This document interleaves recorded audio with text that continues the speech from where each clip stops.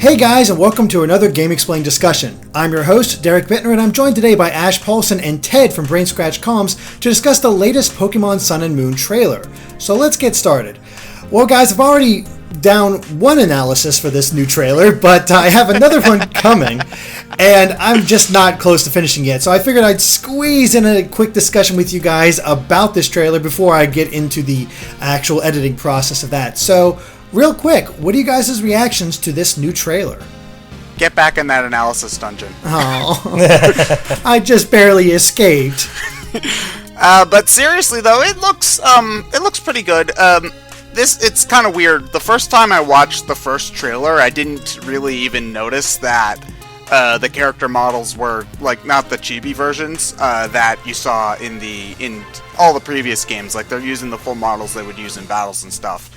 And I was once I figured that out, I wasn't initially sure how I would feel about that look, but it actually does seem like it'll work okay. So I'm glad for that. Other than that, it kind of confirms a lot of the stuff that I was expecting for the most part. Like, I figured it wasn't just going to be one island, it would be multiple islands. Getting a better look at the default character designs is nice, although I'm pretty sure they have confirmed trainer customization, so I guess it doesn't really matter. The girl's hat's kind of dumb, though. I'm not a fan. I'm not a fan. But other than that, it was basically kind of more of what I expected, I suppose. So, yeah. Mm-hmm. What about you, Ash? You know, I'm really liking what I'm seeing. The thing that really that kind of pops out to me more than anything is how much color there is in this game. I can already tell that it's very likely that this will end up being one of, if not my favorite region. Because currently my favorite region is Hoenn, and which obviously shares the most similarities with Alola. So I know my opinion's weird. I heard Ted I think I heard a vein pop in Ted's forehead all the way from over here. I'm weird, and I also admit that I'm a casual Pokemon fan. It was more confusion. If you had said Sinnoh, then I would have had a vein pop. But oh god, no, never Sinnoh. Oh, okay, good. I hate that. I did not like Gen 4. But no, you know what? I'm really liking what I'm seeing. I love the region. I love just the liberal use of color. I think this is going to be a really fun game to just explore the region. Like, I'm just looking forward to exploring. Yeah, I think that's the key here, is that there's a lot to explore within this. Even just within that first island, there's only one place in that entire on the entire island that's dedicated to a city. The rest of it is either small houses or just other places to visit. And you can do that whole return where you can later surf and go to that big cave. There's these other smaller islands. There's all these opportunities to really get out there and explore. And I think that's one of the big takeaways from here. And I'm totally with you, Ash, as far as the region itself. I love how each island of Alola feels very different from the other. There's like that sort of similarity with the typical flora and fauna type thing, but there's you got the basin pools on the northeastern island. You got it was the northeastern island, and you have the actual volcano. The southwestern island, southeastern island. You have a swamp area and snowy mountains and a desert, and then you have the southwest, which is more like a canyon and whatnot. Each one has its own different ecosystem, and you can see where certain Pokemon will pop up. And I don't know, I think from my analysis, I know you haven't had time to watch it yet, Ash, but basically what I discovered is that you really won't need surf until what I presume will be the third island, which I think is going to be the southeastern island. Because before that, it's all just boating from place to place. Has that been confirmed, or are you just... It has not been confirmed. That's just me from the analysis. Okay, because this looks pretty interesting, but what I think would really make this game have the most potential is... Well, it's kind of weird, because I would want it so that you get surf early and you could explore the region somewhat non-linearly, because at this point, most Pokemon games are pretty linear. The only exception to that is really Gen 2, where the Johto half of the game, you can do some stuff out of order, like gyms 4, 5, and 6. You can do in pretty much any order you want. And the second half of the game is just completely non-linear. So, other than that, most Pokemon games are very linear, so the idea of exploring different areas of the region at your own pace seems very interesting, but at the same time, in order to do that, you would need to get surfed probably by like the second or third gym, which would break the game if you have a water Pokemon. So, it probably will be like you go from one island to the other kind of deal, but at the very least, what they are doing, as you mentioned, is trying to vary the ecosystems up, because one of the main complaints about Hoenn is that everything feels very samey, and since this is very similar to Hoenn, I think they tried to not fall into that same pitfall again, which is good, I think. Yeah, absolutely. And what do you guys think of the legendaries? Because they had a big focus on there. We've actually got a name for them, Solgaleo and Lunala. What is your gut reaction? I hate them, honestly. I caught some flack on Twitter for disliking most of the new Pokemon, which I understand. At first, I wasn't a real big fan of any of the 3 starters, but they've all kind of grown on me in that time, especially Poplio. I don't get why people hate that guy. He's adorable. But when it comes to... Poplio is best, thank you. But time has not turned me around on either new legendary. They don't look natural to me, which I suppose is sort of the point, but they don't look naturally unnatural, which I know doesn't make much sense. But it's a lot of sharp angles on all the Pokemon, on these 2 Pokemon, and they're just not aesthetically pleasing to me. I don't like them, and it's not very easy for me to describe why, other than they just don't look right. I think Solgaleo is incredibly bland. It's just, it just looks like legendary lion Pokemon, the Pokemon. Like, there's nothing about Solgaleo's design that is memorable or stands out to me. It just looks very basic, and I feel like it's kind of disappointing for a feature legendary Pokemon like that. I mean, Solgaleo is the Pokemon of Pokemon Sun. Now, on the other hand, Lunala, I'm split on, because I actually kind of like Lunala's design, but it didn't turn out quite what I expected to be quite what I expected. Like, Lunala is a lot more vampiric than I was expecting. Like, I'm getting kind of like a vampire Shade Man type aesthetic from Lunala, which I wasn't necessarily expecting, and I can't decide how much I like Lunala. I kind of do and I kind of don't, but definitely more than Solgaleo, who I just think is the most boring legendary. I agree with you in that I like Lunala better than Solgaleo, but and I will say that when we actually saw the gameplay footage, the effect that they had on Lunala's body, where like it had that kind of spacey effect on the skin, that kind of reminded me of the underside of Count Bleck's cape from Super Paper Mario. Actually, that was cool. But something about Lunala just kind of rubs me the wrong way as well, but I'm probably going to go with Moon, I think, anyway. So, I'd not just based off the legendary, just because, I don't know, I'm just kind of feeling it. I'm not really partial to either title at this point, so, like, between Sun and Moon, the game will probably be fine, but, I don't know, sorry, I'm very rambly today. No, it's fine. I mean, I totally get what you guys are going for, because designs are not immediately pleasing, not in the way I think when I saw the Xerneas and Yveltal, I kind of got them. I got what they were about, especially Xerneas. I really like that design, just as this legendary deer Pokemon, and I'm not getting that with either Solgaleo or Lunala. But Lunala does have, I think, the slightly better design, because it is somewhat unique, but it's still just a bat. So yeah, it makes sense. The strangest thing about them, though, are their typings. You'd expect Solgaleo to have a fire type to it, and no, it's a psychic steel. You'd expect Lunala to have a dark type to it. No, it's psychic ghost. It's a very strange typing for both of them. Well, Ghost for the Moon Pokemon makes more sense than Psychic Steel for Solgaleo. It's kind of, know what it reminds me of? It reminds me of Gen 3, where Kyogre was the water Pokemon, which made sense, and Groudon. Well, I always thought that Groudon should be at least part fire. I mean, granted, Groudon always loses to Kyogre anyway, so why not make him lose more, I guess. I don't know. Team Aqua for life. What kind of confused me more was their abilities, because Solgaleo's made sense. I think it was I'm not sure if it was unique or just a reskinned version of a different ability, but basically its stats can't be lowered, which is pretty useful. I don't think they even really ever explained what Lunala's They did on the Pokemon website, which is... Oh, okay. Let me take a look here. Lunala's ability is Shadow Shield, and Shadow Shield ensures that the user will take less damage from an attack that lands when it has full health. So if you have full HP with Lunala, you won't take as much damage. Now, you will take, of course, that much more damage with the next hit, because you won't have full HP. But yeah. That actually seems pretty useful in a lot of ways. So I suppose that means that Lunala is probably going to be more geared towards tanking then. Probably.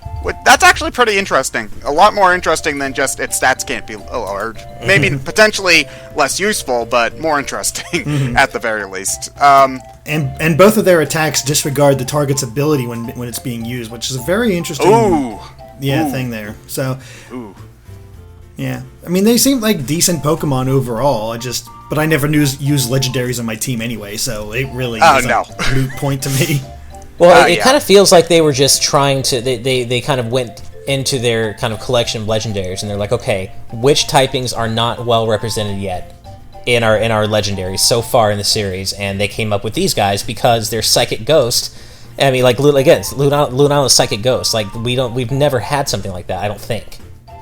I can't remember a Psychic Ghost Pokemon off the top of my head. Or Steel Psychic is also a fairly unique type. Exactly. Only other one I can think of is Metagross. And Metagross is already a really good Pokemon, but... I mean, granted, I don't think we've had... I was gonna say I don't think we have any Steel-type legendaries, but then Registeel.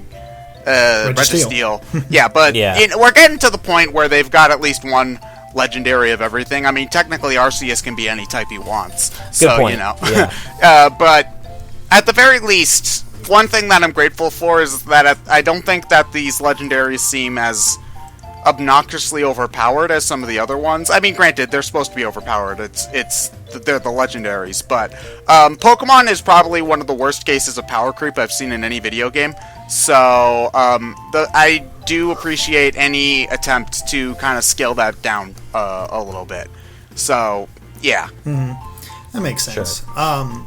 I guess moving on from the legendaries, we got introduced officially to a lot of the characters. We have, Professor Kukui, we have Hao, which will be one of your rivals, and then we have Lily. And they haven't really said whether or not she'll be a rival at all. I actually am going to be diving into that with my upcoming analysis. But I believe the only thing they said about her personality was that she didn't like fighting, I think.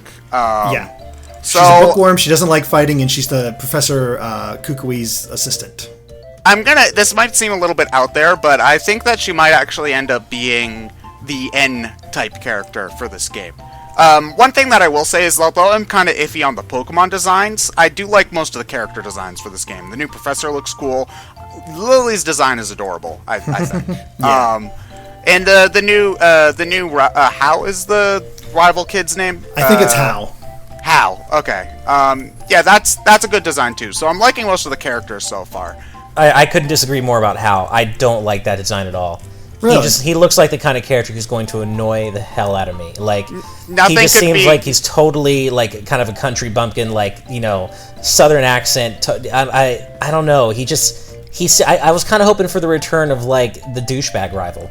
Like, who actually is a rival, who's like, someone you want to beat because he's a jerk to you. We haven't had that since Gen 2. Exactly, and I figured that wasn't going to happen, but I do not like Hal's design, I'm sorry. Lily, I'm cool with. She's fine, and I have to say, I even like the trainers. The male trainer's a little dull, but I actually have to say, I do like the female trainer, and I like her hat. I think it's cute. Okay. Yeah. Well, I don't... Looking at Hal, I guess I could understand where you think he might be annoying, but personally, nothing will get worse than Barry from Gen 4.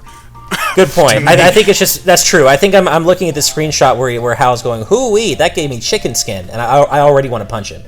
Like already, I'm just I've actually been told by people that that's a legitimate Hawaiian phrase. Oh, okay. Well, hey. So yeah, you want to punch Hawaiian people? Way to go, Ash. Oh God, you just made me into a racist against all Hawaiian people. Oh, then I did not know that. I stand corrected. Yeah, no, I think they are trying to. That's one of the things I've noticed a lot is they're trying to get that real I guess, Hawaiian flavor in there with all the colloquialisms that they're using, and Sure. all the names and stuff. Obviously, Alola, and I do like that extra effort. I think I think Hao is going to be a positive character in a way different from Barry. Barry was all about rushing forward and who cares what's going on, and Hao seems to be much more just fun-loving, and I think I like that aspect of him more. I think he'll be fine, personally, but I agree with Ash. I like rivals that actually feel like rivals, and they don't have to be entirely mean. One rival that I liked was the Black-White 2 rival, and the Black-White 1 rivals too. Sharon was good, yeah. Yeah, because they had a clear character arc going for them, and they had a motivation. Again, like, being a carefree, fun-loving guy might be fun, but it also doesn't lead itself to as many story possibilities because they're just kind of going with the flow. Mm-hmm. So it leads to less interesting things happening to them. I mean, this is all speculation, but... And I kind of feel like we already explored that character archetype in Shauna, and to a lesser degree, Serena, and well, mainly, let's just say Shauna, in Pokemon X and Y. Like, she was just a kind of a fun-loving, happy-go-lucky girl out to find her place in the world. And of course, it's true, we don't know that much about Hao yet, but assuming he's just, he's another, fun-loving, happy-go-lucky guy, like, we've explored this already in the previous generation, Mm-hmm. Yeah, that's what I'm hoping, is to find new ways to, characterize these characters, but because I do like the arcs that they've had in the past. Like, I believe his name was Hugh in Black and White 2. I might be wrong about that. That sounds right to me. But he was a great rival. He was so different because he hated Team Plasma, I believe it was. So yeah, I did like Hugh, actually. Yeah, he was a good rival, and he was probably the closest, I think, to the kind of classic rival we had gotten in a long time, because he was a direct competitor, but he was also your friend, he was an interesting rival character, I think. Mm-hmm. Probably the most memorable since Gen 2, I would say, actually. So yeah, I completely agree. The Gen 2 rival is personally my favorite, but that might be a little bit nostalgia bias, but whatever. Well, the interesting thing about Hao as a rival is, from everything I can see so far, it looks like he's always going to be picking the Pokemon that that is weak to yours.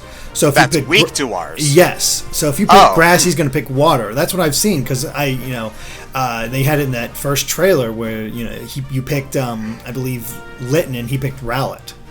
And so that wonder, probably means he's not going to be the main rival then, because in Black and White 1, if you picked Oshawott, Sharon picked Snivy, and Bianca picked Tepig. Mm-hmm. So if that's the case, he's probably going to be the side rival, so to speak. And I think that Lily might actually end up being your main rival. That case. That seems what unless they have another character they're hiding somewhere, which I haven't seen any evidence of. I do think Lily's going to be a main rival, which makes her a very interesting main rival, because she doesn't like fighting, and she has more of that. As you said, she's kind of like N, but she's also very different from N, because he didn't like fighting either, but he was more about the freedom of Pokemon. He wanted to free Pokemon and had his own sort of unique way. Lily seems very different, like similar, but very different in her own way. Not to mention that this will be the first female main rival in the series, and by main rival, I mean one that's not dictated by your gender. Like, I believe in right. Like Gen 4 and Gen 3, your main rival, May could be your main rival, but that's only if you pick Brendan. If you pick May, Brendan was your main rival. Mm-hmm. So this will be the first time that no matter what gender you pick, your main rival is always going to be female, which is interesting. Yeah, I hope that's the case, because like I said, Lily looks like a very interesting character and would make for a very different rival. Yeah, that's true. Yeah, I'm almost going to go out on a limb and say the ethereal quality of Lily's character design almost makes me want to think that she's like a Pokemon. Like, I feel like she's going to end up being a Pokemon or something in disguise. Like, I know that's far-fetched, but she just has Pokemon this ethereal quality Heroes. No, did you know that Ash makes out with a Latias in Pokemon Heroes? Because she was pretending to be... Yeah, Latias was disguised as a girl, and at the end of the movie, Ash, she in her girl form kisses Ash. Oh, that's hot. Yeah. Okay, moving on. Hey, you're talking to someone who played Sonic 2006, man. Interspecies relationships is nothing new after that. Moving on. Okay. But no, I don't know about her being a Pokemon. Honestly, I can almost see like the fact that she has a secret and she's mysterious. Like it could be that idea, Ash, or maybe she works for the team, like the evil team. It could be, yeah. Do we have no? There's nothing. There's nothing on an evil team. So nothing yet. No, okay. Nothing yet. I mean, I'm sure there's going to be one, but because I don't think Pokemon knows how to make another bad guy. But whatever. Yeah. So we're actually running a little low on time since Ted has to get going here soon. But before we end this off, the final big thing to come out of this trailer is the new Pokedex, specifically the fact that Rotom is possessing it. What do you guys think about this change? It's neat. I don't really have that strong an opinion one way or the other. I think it's neat, and it's kind of a fun way to switch things up, but I don't think it's going to have any lasting impact. I don't think it's like a game changer. I just think it's like, okay, cool. Yeah, I've never really liked Rotom all that much, which I know is heresy for some people, because a lot of people are really excited about the Rotom decks, and good for them, but I don't know, I've always thought that a lot of the Rotom designs look kind of dumb, for lack of a better word, and you know, yeah, I don't know. I've never liked them too much. I will say that the deck's design itself is cute. Like, out of everything Rotom related, it's probably my favorite thing about it, but I'm still not too attached, personally.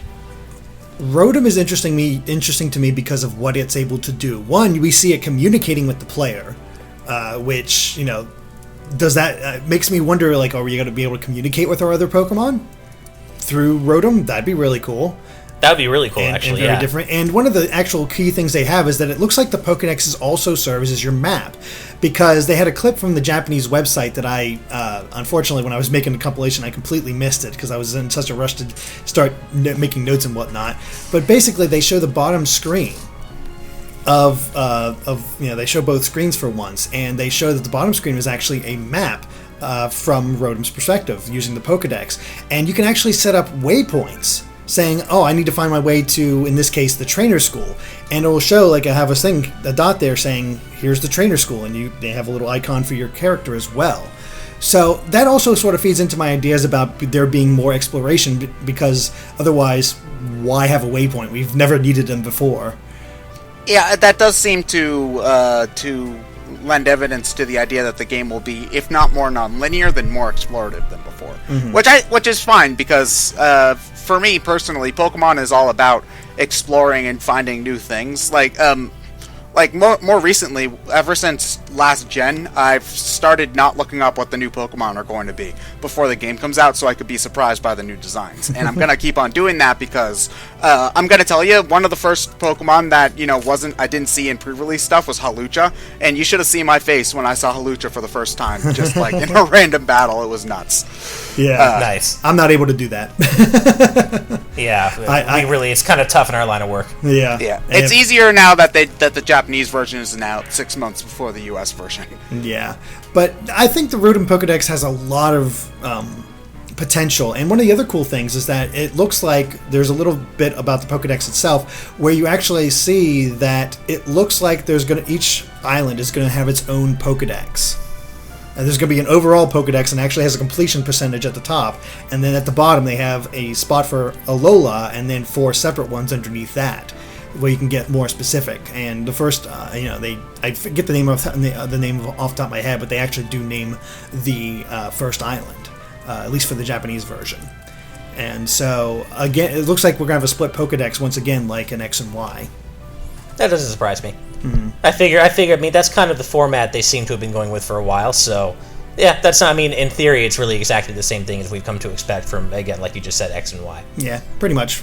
So, Before we end this off, I do want to mention the fact that apparently there's this QR scanner built into the game as well, which basically allows players to see information about Pokemon when they scan QR codes. Now, the way it makes it sound is like you can just get, basically you scan any QR code, you get a random Pokemon based on that code. That's what I'm basically understanding here, but there's also... Was it like any QR code, like even ones not related to Pokemon, or... The phrasing is very vague about that sort of thing, which is why I sort of have to guess. It sounds like that it says the codes correspond to different Pokemon, which, it doesn't say anything about special ones. But then they do mention specific QR codes. Basically, if any Pokemon that you catch, you can create a QR code for them in your Pokedex, and if a friend scans that QR code, that Pokemon will appear in their Pokedex, and then show them where they can find it in the game. Huh. That's actually kind of interesting. Yeah, I like the idea of it as more of a local sense, where we can just work together and get the entries that way, or fill out the Pokedex with friends. But then there's somebody that's going to be online saying, okay, here's all the QR codes. You can just scan them all and get all your Pokedex done right away. That seems... Within 24 hours, guarantee you. Oh, yeah, exactly. Guarantee. And it's totally going to happen. There's nothing they can do about it. And it sort of, kind of kills it for... I think I would not do that at all. It's completely an option. But for me, that sort of takes away the fun of it, Well, I wouldn't say there's nothing they can do about it. They could, kind of build in one of those play coin type limits where you can only scan one QR code a day. And then it would, yeah. Then of course you could time travel, but it then ends up taking a lot more work, especially now considering there were 800 Pokemon. Yeah. So, they could do 1 or 5 QR codes a day to kind of stop people from doing that. Mm-hmm. It still wouldn't be a perfect solution, and it would eventually, you would be able to QR code your entire Pokedex, but, it is a solution. Yeah. Well, what do you guys think about this QR idea in all? My first guess is that it's just going to be an easier way for them to do event stuff. They'll just ship, instead of shipping codes to GameStop, they'll ship QR codes, so that stuff like mystery gift things are easier. Other than that, it seems, unless if you can send a specific Pokemon with this name and these stats, it seems kind of throwaway to me. But it might be helpful for trying to complete the National Pokedex, especially if it lets you get Pokemon that aren't in your version because they're Sun exclusive or whatever. Mm-hmm. That makes sense. But that kind of also then undermines the whole point of having 2 separate versions. No, they're gonna... I mean, I suppose so, but I don't think the Pokemon Company cares. That's true. That's very true. Well, before we go, because I could probably keep talking about this, but unfortunately, we only have so much time. Just final thoughts on Pokemon Sun and Moon so far.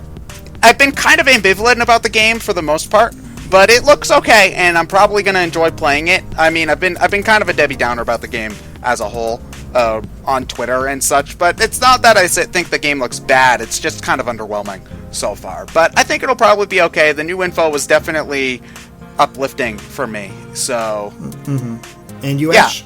Ash? For me, I was kind of ambivalent until this trailer, and now I'm actually pretty excited about it. I'm not I'm not beating down the door to go get it day one, but I enjoy playing each new Pokemon generation just from a casual adventure sense, and this looks like the Alola region looks like it's going to check off everything I love about the Hoenn region, and then add even more exploration and more diverse environments. So I'm actually, I'm pretty positive on this right now. I'm excited for it.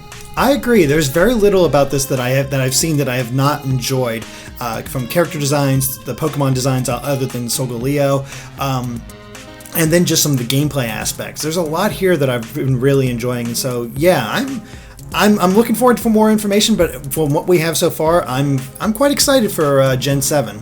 Anyway, alright, I think that covers it for our Pokemon Sun and Moon discussion, so thank you for watching, and if you like this video, be sure to like us on Facebook and Twitter at GameXplain. And Ted, where can they find you at? Yes, I'm a member of Brain Scratch Coms, where we do a number of video game commentaries. We've done Pokemon before, and we're about to start a new Pokemon project in the near future, so you should check that out, because it's pretty cool. Awesome. Yeah. And of course, stay tuned to GameXplain for more on Pokemon and other things gaming too. Until next time, guys. Bye.